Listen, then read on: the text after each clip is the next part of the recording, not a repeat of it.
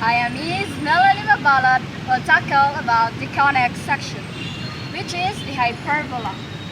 So, hyperbola is a set of points, the difference of whose distances from the two fixed points is constant. So, the two fixed points are called the foci. So, this is our focus 1 and this is our focus 2.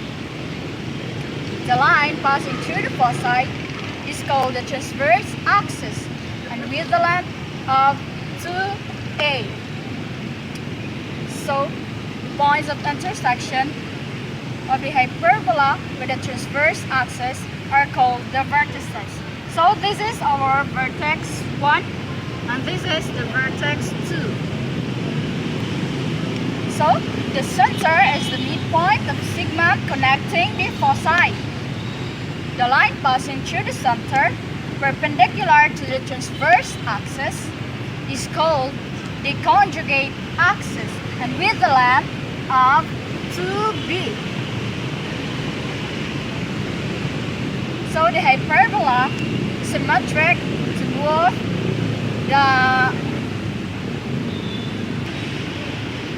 the hyperbola is symmetric to both the transverse axis and the conjugate axis. So, fx will be subtracted by y, so the hyperbola will be facing left and right. And if y will be subtracted by x, so the hyperbola will be facing up and down. So the chord of the hyperbola through the foci, the chord of the hyperbola through either the focus, the chord of the hyperbola through either the focus perpendicular to the transverse axis and terminated by a curve is called the latus rectum. So this is our curve.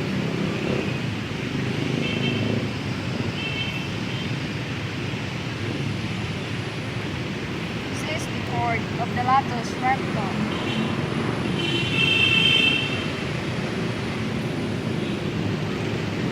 And also on this side.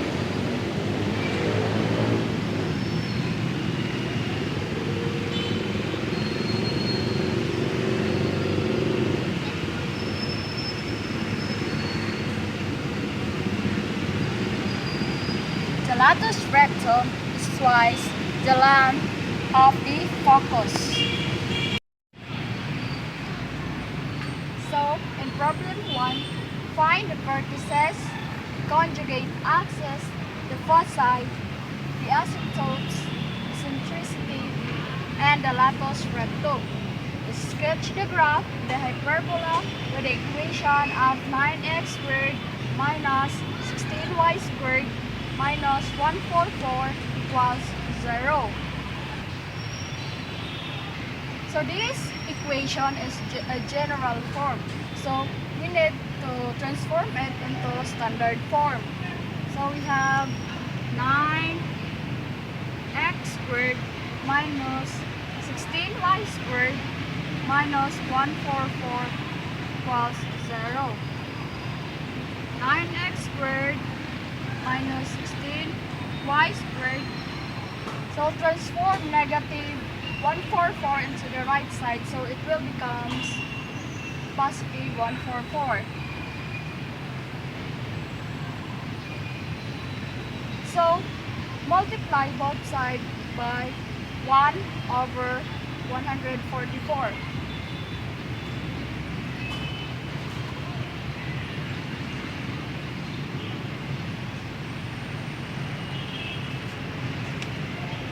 So 9 times 1 is 9.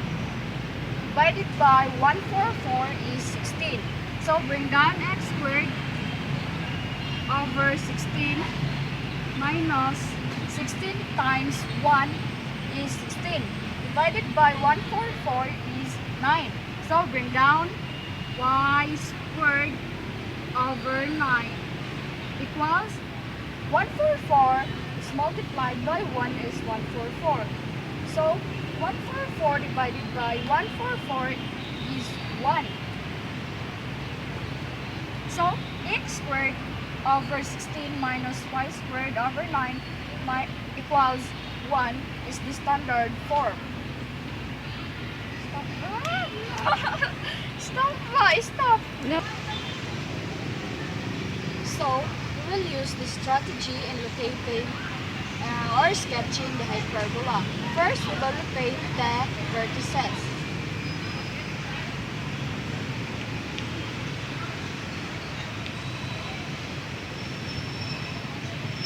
A squared equals 16. So a squared equals 16. So we will square root this one. So the square root of a squared is 8, whilst the square root of 16 is 4. So our vertices are 4, 0. Vertex 2 is negative 4, 0. So then, the second thing we do is to locate the conjugate axis.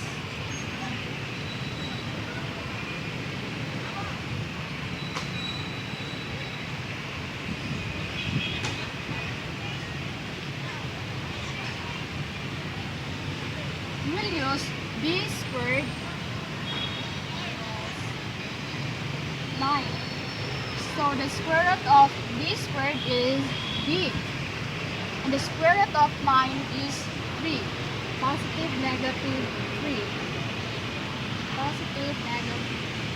So our conjugate axes are points 0, 3 and 0, negative 3.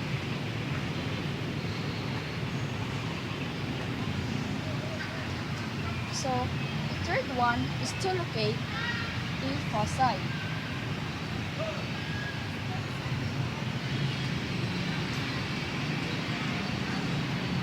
So in locating the foci, we use the formula C equals positive, negative, the square root of e squared plus b squared. C equals. So the third is to locate the foci.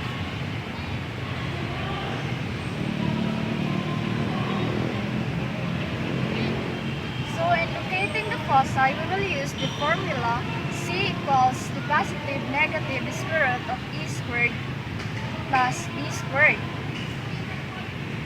C positive, negative, a squared plus b squared. C equals positive, negative. The value of a squared is 16 plus the value of b squared, which is 9.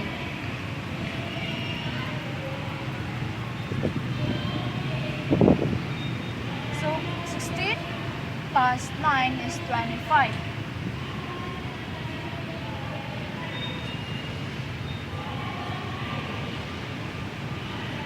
So 25.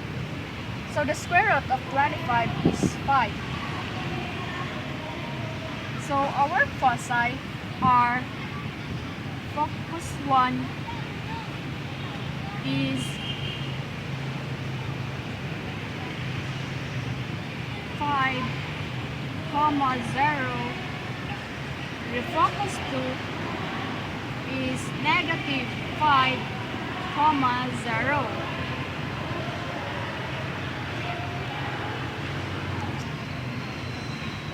So the fourth thing we'll do is to find the asymptotes.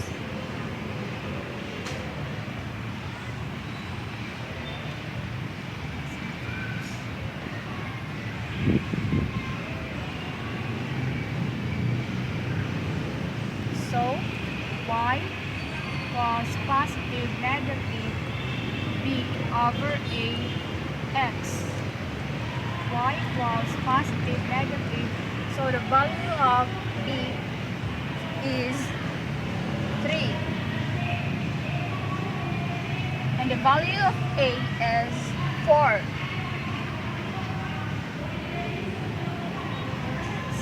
So our asymptotes are y plus positive 3, 4, x, and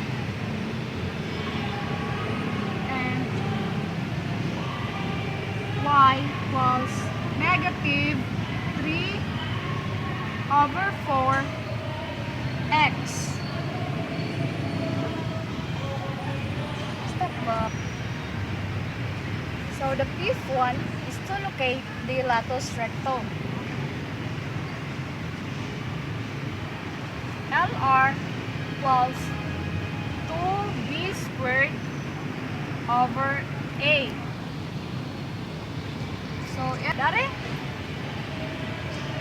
So, 2, the value of b squared is 9. And the value of a is 4. Now, 9 multiplied by 9, LR equals 2 is multiplied by 9 is 18. 18 over 4. So the two branches of our latus rectum are 9 over 4, 9 over 4. So the approximate value is 2.25. So the endpoints of our latus rectum are the endpoints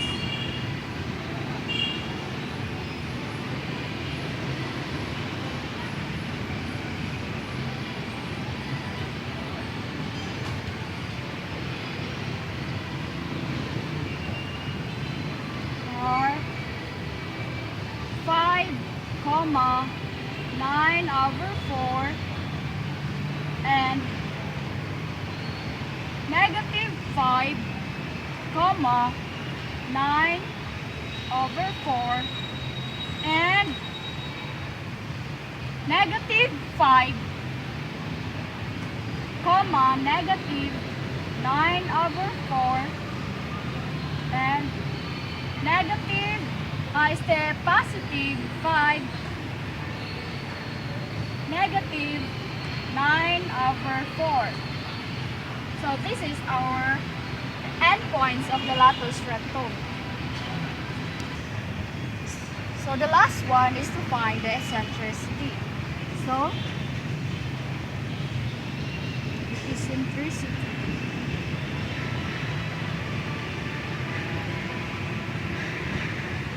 E equals C over A. So the value of C, our foci is 5. And the value of A is 4.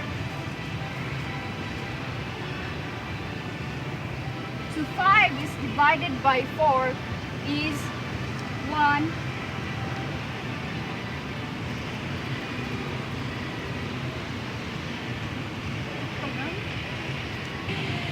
So now we can graph a hyperbola. So through these points, we can now sketch the graph of the hyperbola. We have the center 0, 0, and our vertices are 4, 0, and the vertex 2 is negative 4, 0. And our conjugate axis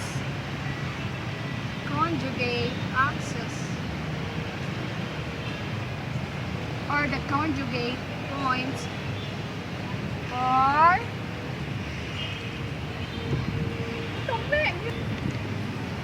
so our conjugate points are 0, 3, negative 3. Next is our foci. Our focus 1 is 5, 0. Our focus 2 is negative 5, 0. And next is our asymptotes.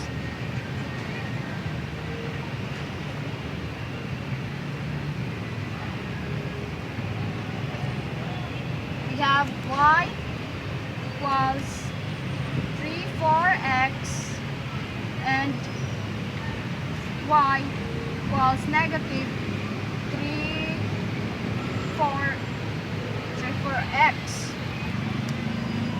Next is the endpoints of our latus rectum.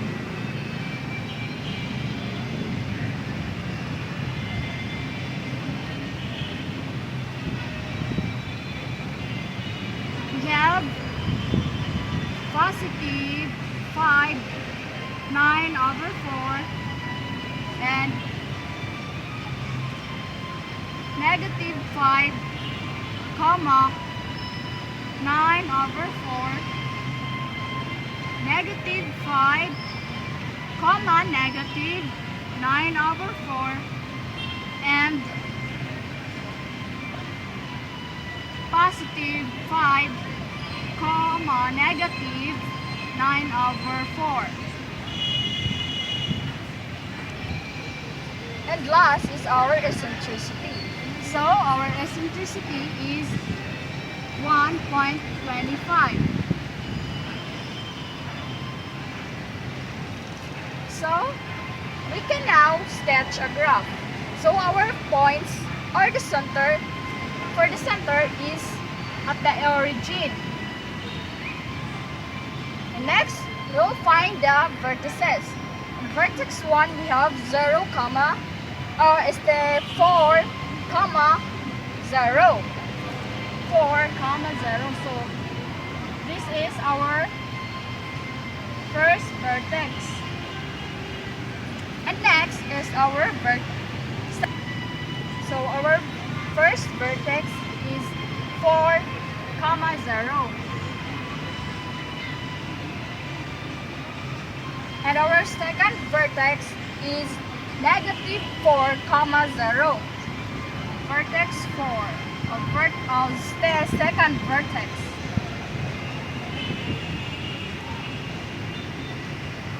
Negative 4, 0. And next, our conjugate points. We have 0, 3 and 0, negative 3. We have 0, 3 and 0, negative 3. We have 0 and 0, negative. Next, our foci. So our first focus is 5, 0. 5, 0. We have here the first focus.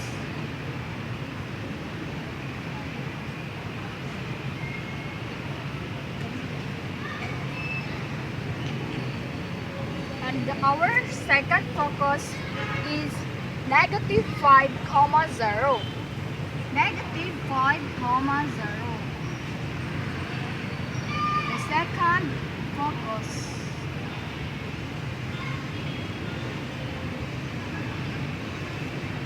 Then, we can now draw a perpendicular line. Now, we can sketch the graph of the hyperbola through these points. So, the center is the points 0, 0, or at the origin. Center. Next is our vertices. Our first vertex is 4, 0. Here is our first vertex. Vertex 1 is 4, 0. And our second vertex is negative 4, 0. here. Second vertex, negative 4, comma 0. And next is our conjugate points. We have 0, comma 3 and 0, negative 3. So here is our conjugate axis. So the points are 0, comma 3. 0, comma 3. Next is 0, comma negative 3.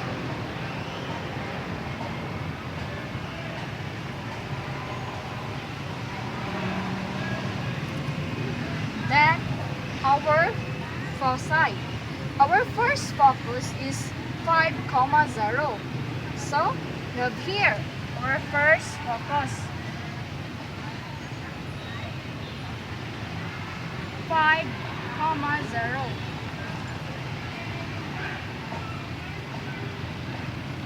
And the second is negative 5, comma 0.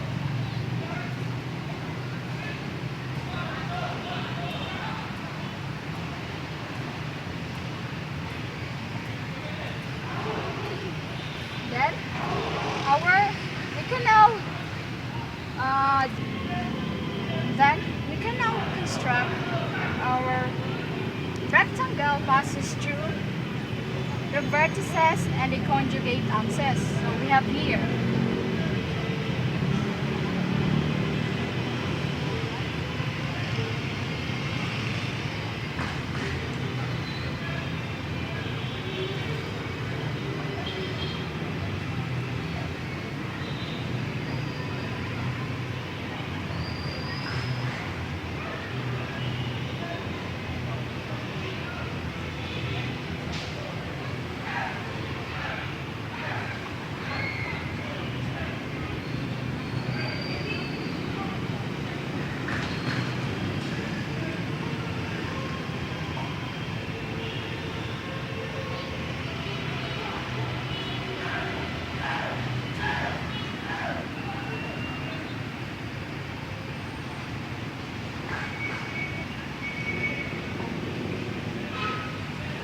so the extensions of the diagonals. So the extensions of the diagonals of the rectangle are called the asymptotes. So here is our asymptotes. It intersect at the origin.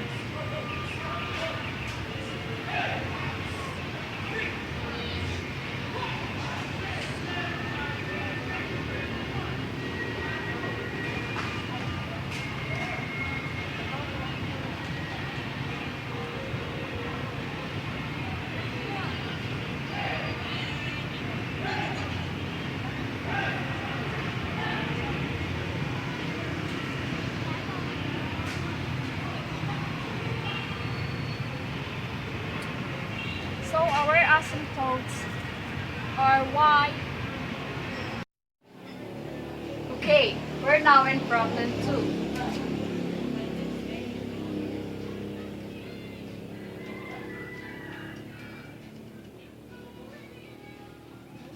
In problem 2, hyperbola with a center at HK.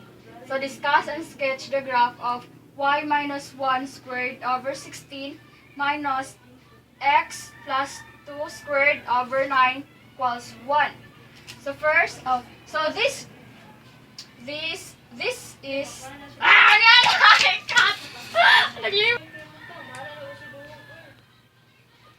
so this is the hyperbola with a vertical transverse axis. First, we will locate the vertices.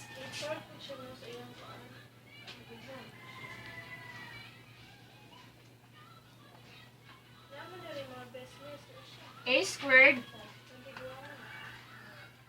is 16. So the square root of e squared is a, and the square root of 16 is 4. Positive, negative. Second is the conjugate points or the axis.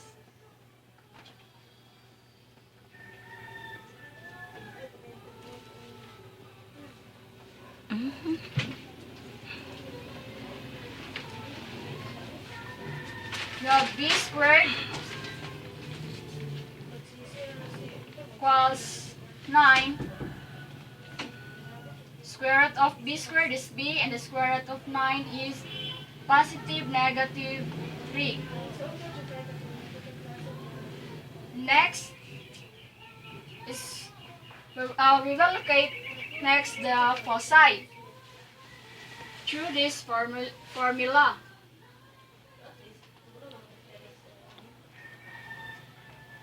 C equals positive negative square root of a squared plus b squared. C equals positive negative. The value of a squared is 16 plus the value of b squared is 9. So C equals positive negative. The square root of 16 is added to 9 is 25. C equals positive negative. So the square root of 25 is 5.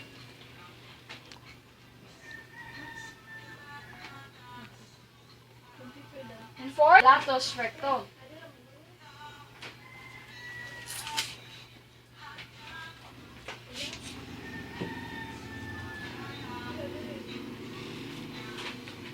LR equals 2b squared over a 2. The value of b squared is 9. The value of a is 4. So 2 is multiplied by 9 is 18 over 4. So we will branch 18 over 4. We have 9 over 4 and 9 over 4. So the approximate is 2.25. So the endpoints of our latus rectum are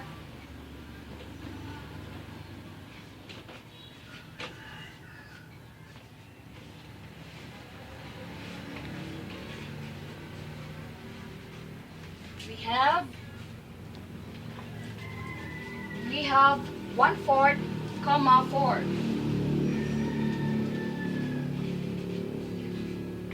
And we have negative 17 over 4, 4. And we have 1/4,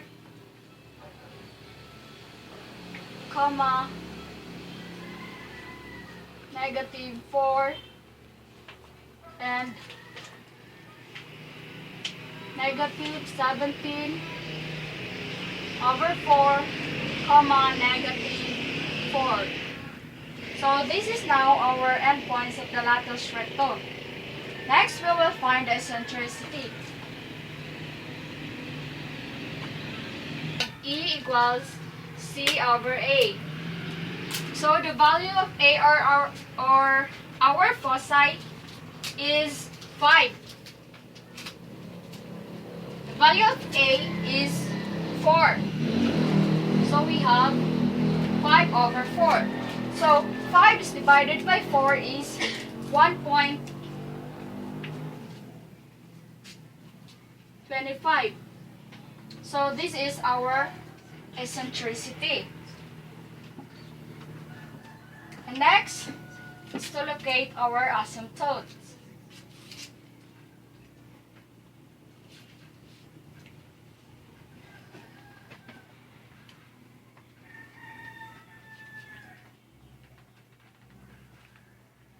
We have y minus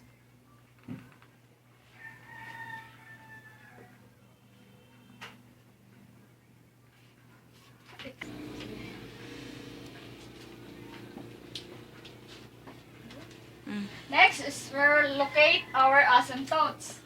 So we have y minus k equals positive negative A over B, the quantity of x minus h. So y, the value of k, which is the center, is this one. So negative 1 becomes positive 1.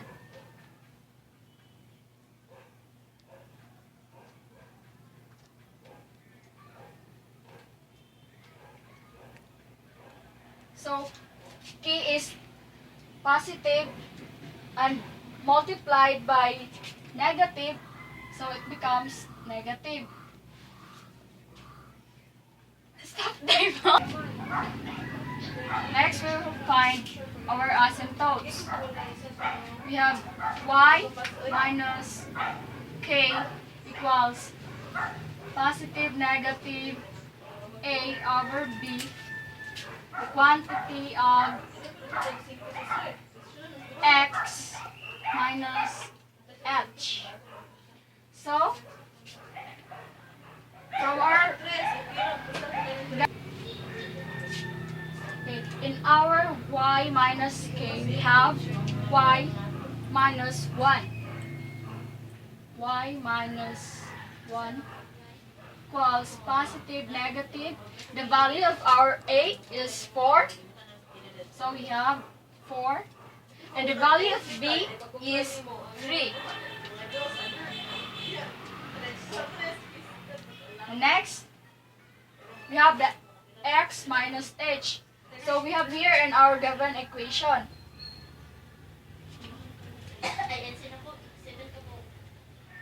x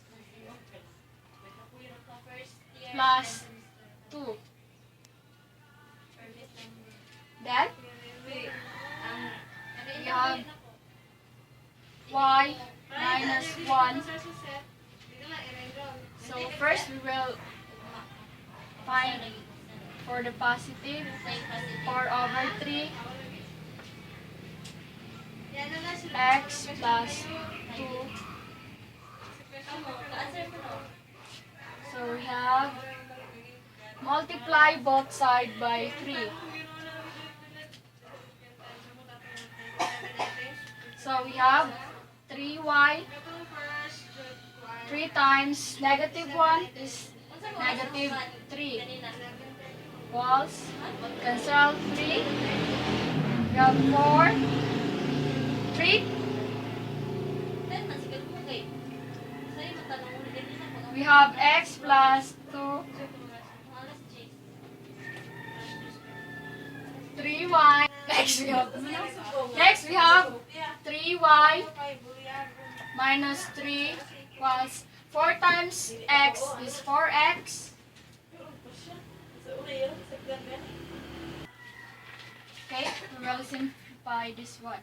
So 3y minus 3 equals 4 times x is 4x. 4 times 2 is positive 8. We have 3y. Transpose negative 3 into the right side. 4x plus 8 plus 3. So 3y equals 4x. Then 8 plus 3 is 11. So 3y divided by 3 equals 4x plus 11 divided by 3. So 3 divided by 3 is 1. So it is understood that y is 1. So we have 1/3 4x plus 1, 11 rather. 4x plus 11. So this is our first asymptote. Next, in negative, we have y minus k was negative a over b x minus h. So we have our y minus k is y minus 1.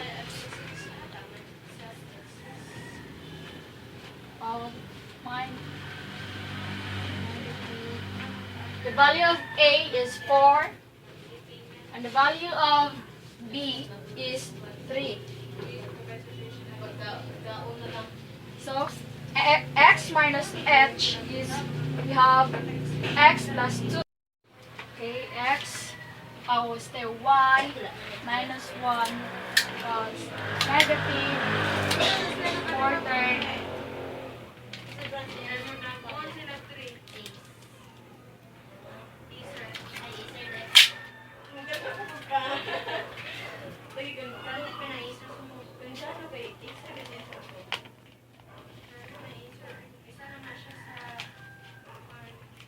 So we will multiply both sides by 3.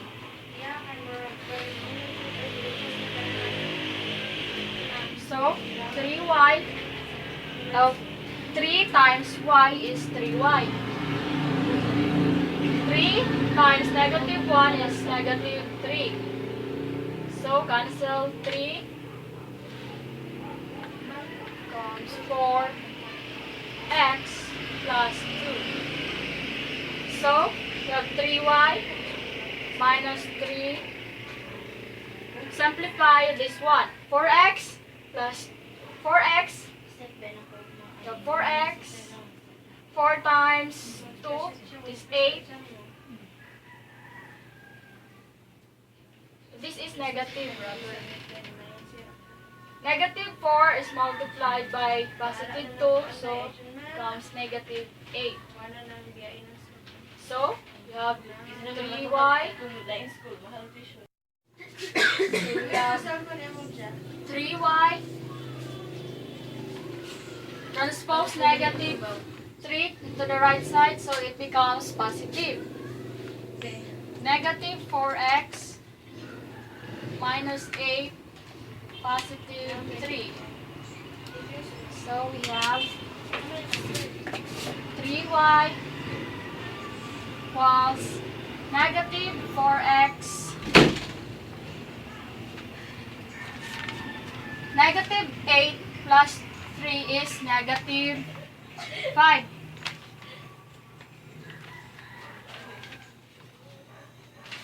So divide both sides by 3.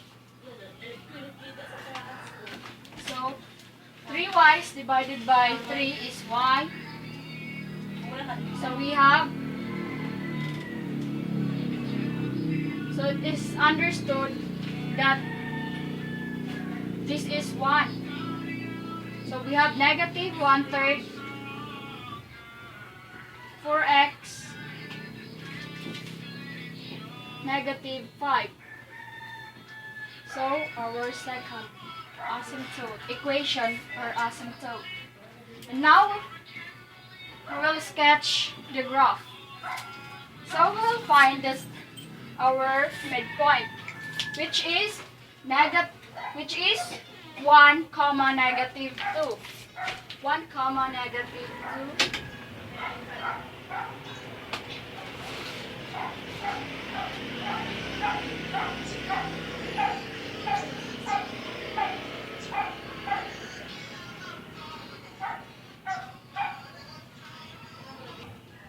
We'll now sketch our graph.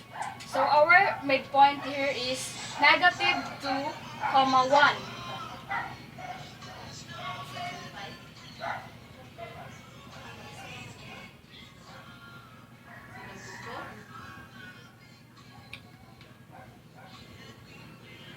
Next is our vertex.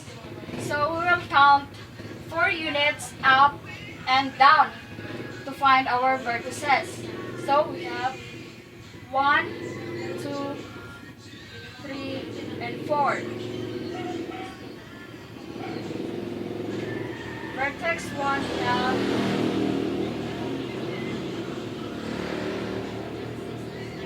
negative 2, comma 5.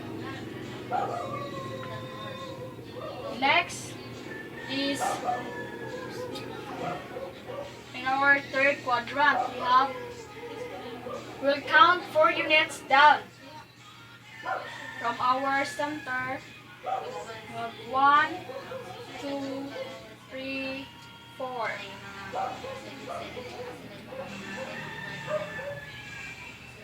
We have negative 2. This is our second vertex. Negative 2, comma negative 3. And next is our conjugate axis. We have 3. So we will count 3 units left and right. 1, 2, 3.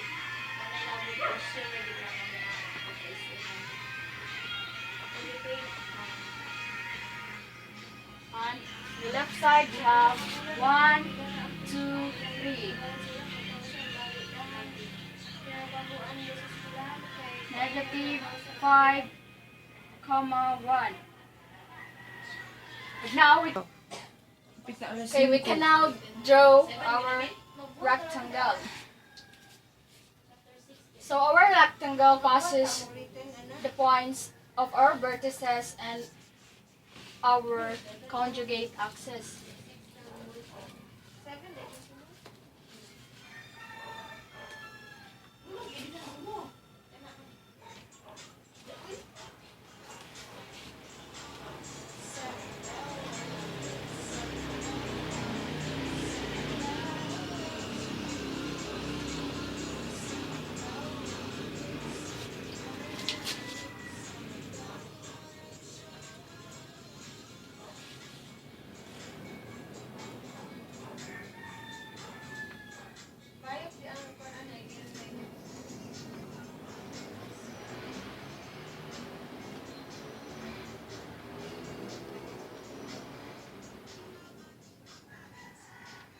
So we will sketch a diagonal which is parallel to each other.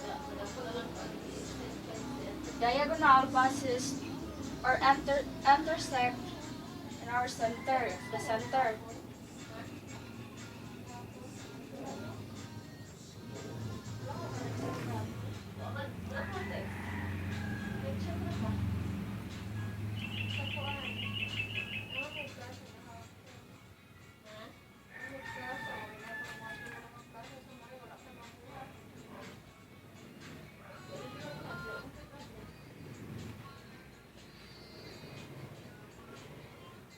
So our asymptotes, we have y equals 1 over 3 quantity of 4x plus 11, and we have also y equals negative 1/3 quantity of 4x, negative 5. Side. So our focus here we have 5. From our center we will count 5 units up. We have 1, 2, 3, 4, 5. So we have here. Our first focus is negative 2, comma 6. And next, now in our focus, our second focus. So we will count. Okay, our second focus is we will count 5 units down. We have 1, 2, 3, 4, 5. So this is our second focus. Negative 2, negative 4. And next, we will find our latus rectum.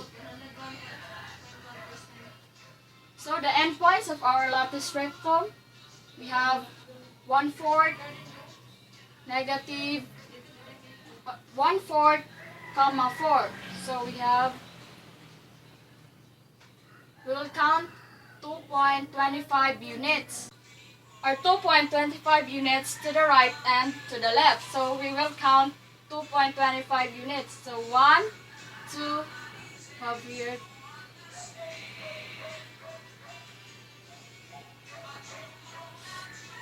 And to the left also we have 1, 2.25.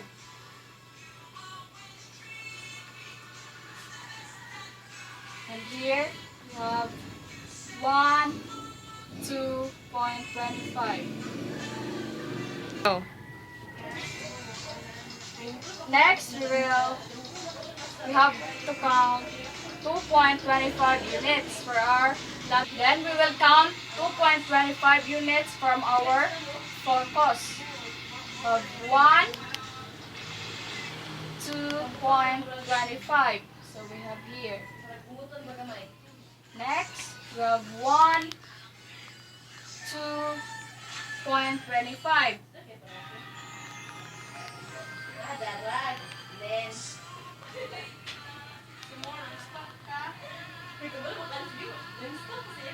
So the endpoints of the lattice rectum are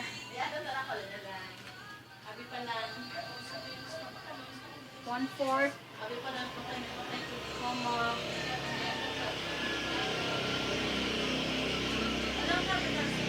6, and negative 1/4, comma 6. Next we have 1/4, negative 1/4, comma negative 4.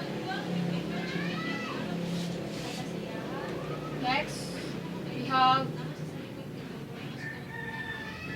1/4, comma negative 4. So we will draw a curve from our vertex.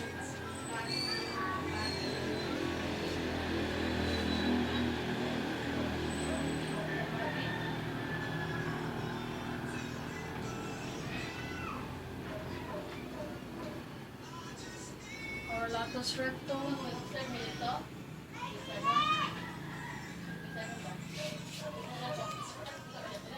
We have also here